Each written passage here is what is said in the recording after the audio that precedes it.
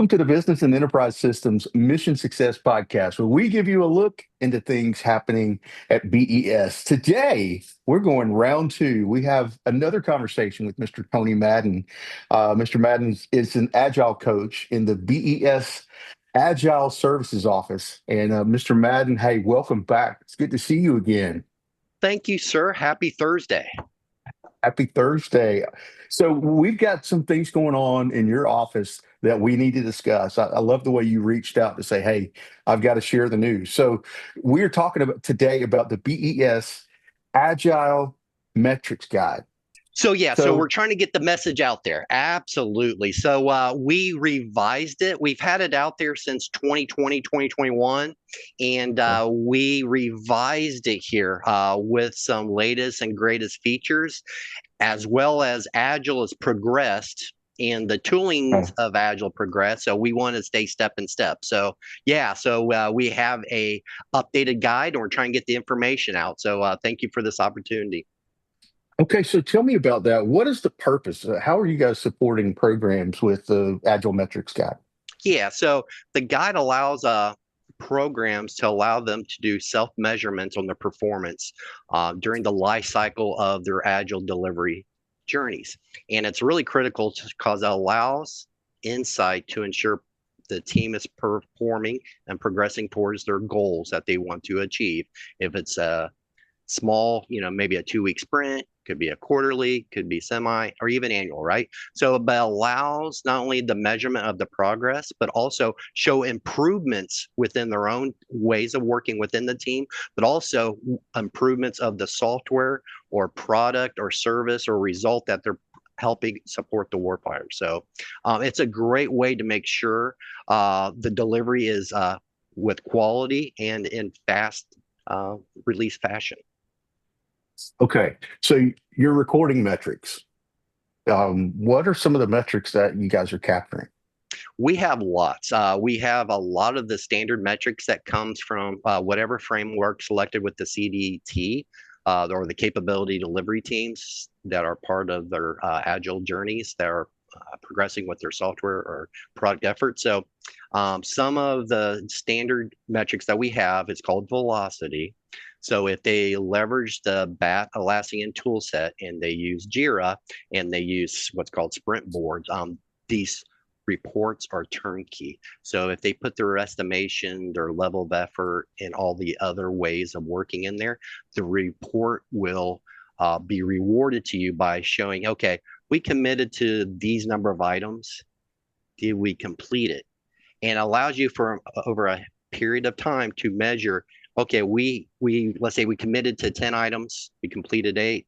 The next iteration, we committed 11 items, but we actually hit 11 items. So you get a historical reference to see your team's battle rhythm. Is our estimates are accurate? Are we testing in a timely fashion? Are we securing our code in a timely fashion? And we all make our definition of done to make our potential shippable product ready for release. So it's a great way to have measurement of where those activities lie on an individual level or actually on a whole team level. So okay. So, and this is just me, sounds like not only is this beneficial for the team business wise, but it could also build morale. yes. Is there any element to that where a team can see, hey, we're let me put it this way, you can see the goalpost. Yes. And there, like when you say a goalpost, there's like plays in a playbook to get to that final scoring effort, right? And there's some plays, it could be a tough challenge, like, oh, we didn't anticipate that, or oh, okay, we were dependent on something else. But you know what? Our team still took action. We identified it. We understood how to plan for it, and we still built and we still delivered within our time box. So that's one of the little nice wins, is that sometimes it's the unknown that you have a Yeah. plan for, but we have the measurements in place that's like, okay, and it gives you a deeper understanding on how to improve upon this going forward. If it's something we've never seen before and now we have seen it and we solved it, now we apply it going forward. And the metrics and also just ways of working can be applied with that knowledge. So Wow. Very cool. So What is the scope here? We've got this question to discuss. What is the scope of the BES Agile Metrics Guide in terms of these Agile frameworks? Yeah. So right now, we have the scope right now for SAFe, Scaled Agile Framework. We have it for Scrum. We have it for Kanban. We have it for Scrumban, and also we have other metrics now that supports less and extreme programming. So we're hearing it from the business, and we want to respond to the business of what those metrics that our guidance provides. So if you're in the BAT tooling, we point out exactly how to get to that tooling and how to generate those reports or set those up. But we also have guides to how to do this in Excel. So Okay. if the tooling's limited, we can also allow you to extrapolate the data that you have and also build it out in Excel as well. So Okay. so that's the scope that we have. So allows decisions made from there in terms of acquisition timelines, financial decisions. Do we have the right skills on the team? Do we need to adjust? Are we short on skills? And other ways of efforts to understand how the team should operate. Okay. So, all right, you guys have been at this for about 5 years, you said, right? Yes, sir.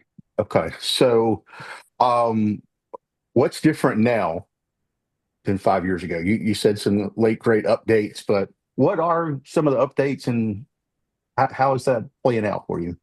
Yeah, absolutely. Our organization, BES, has matured quite a bit with all their agile journeys, and also industry has matured with their processes and stuff as well. So we now have new features inside the BAT tooling, as well as if you're not in the BAT tooling, we have guidance you can do in Excel to do new advanced.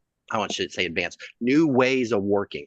So Okay. one of the exciting items is that we have what's called time and status.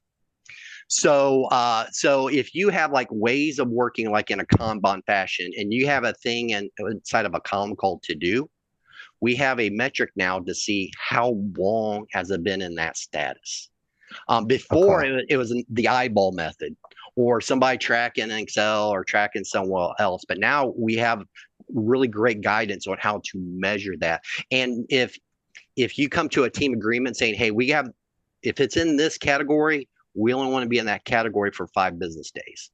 And if it slips out of that, that's where that time and status metric comes into play. It's like, okay, we had an overage on a couple of those activities. So you have the conversation. Why did that happen? Did we have personnel like out sick for a day, or if there's other Yeah. extenuating circumstances? But it allows program managers to understand, if there's any delays, have those conversations and remove those impediments and those delays. So that's a great metric to have. Sorry. So it's a great metric to have for those measurements. So it allows for continuous flow. That's the whole key. Continuous flow. There's no impediments or any showstoppers. So Talking about scope again, my first thought goes to the size of the program, the mhm. size of the team.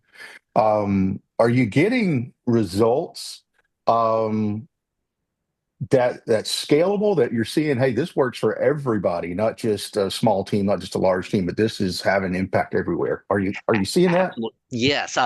So this metric's really important because there's handoffs. Okay. Okay.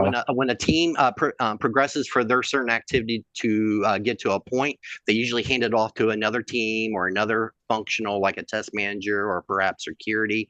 And then from there, that starts the new clock for time and status, right?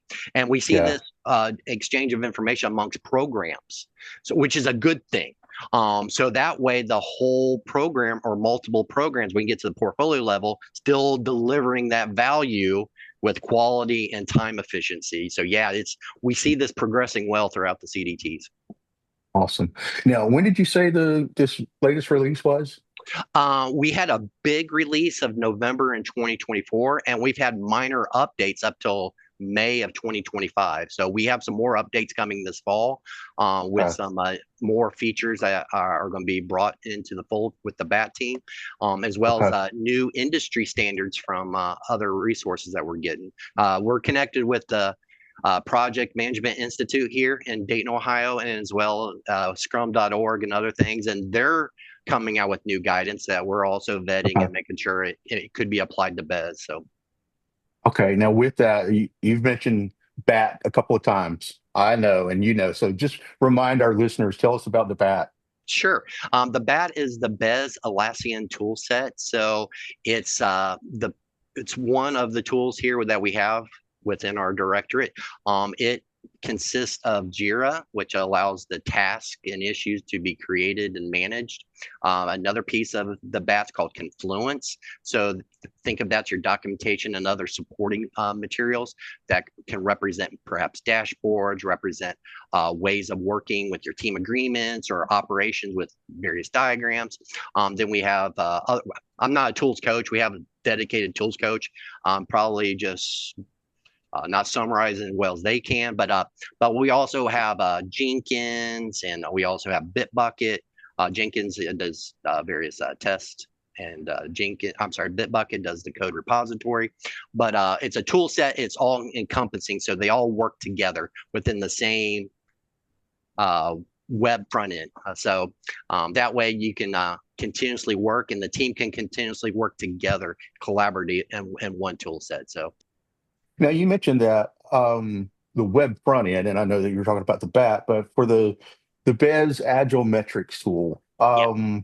or the metric guide, what does that look like for the user, for the end user? What are they seeing? Where is that interface, that data coming through for them?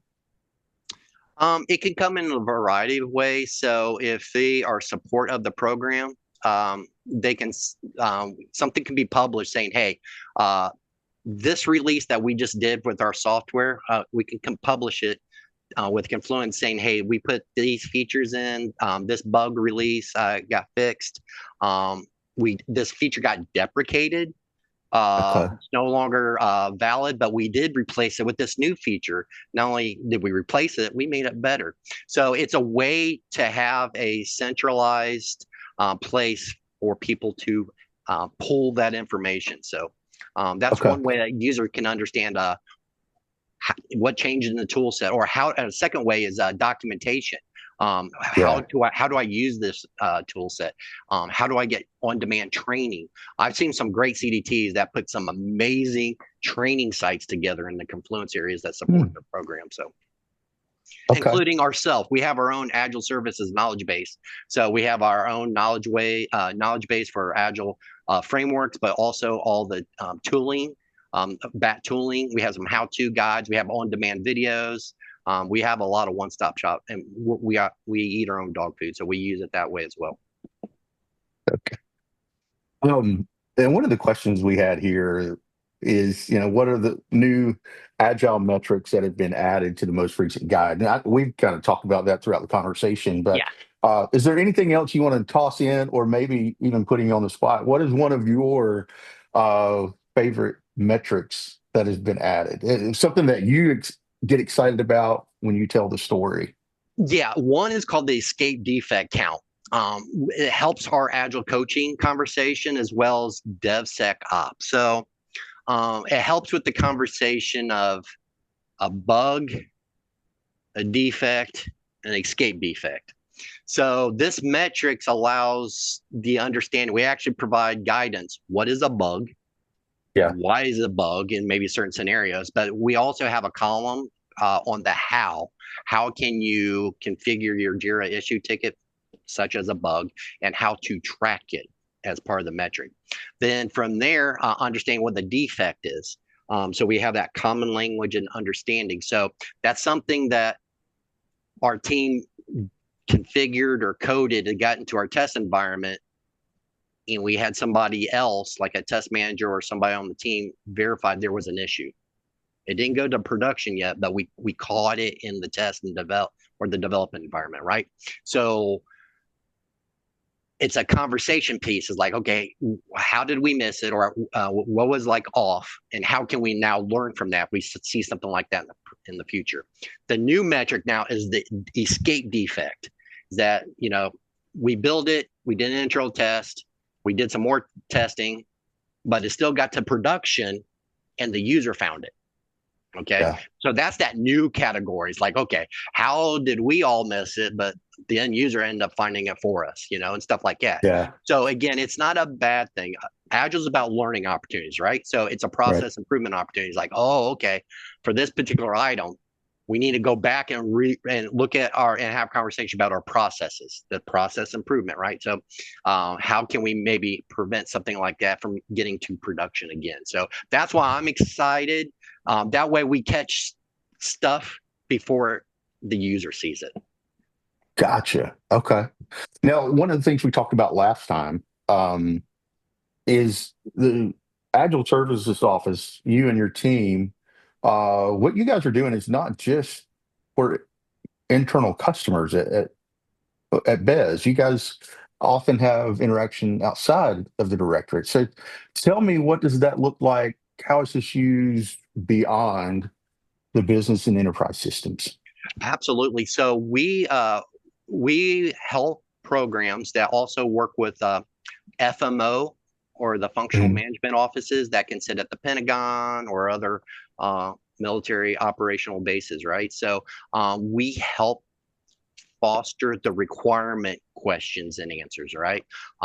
What they're seeing from a stakeholder, end user, warfighter perspective, then how does that get translated into the program management office within BES, and making sure those requirements and common language match.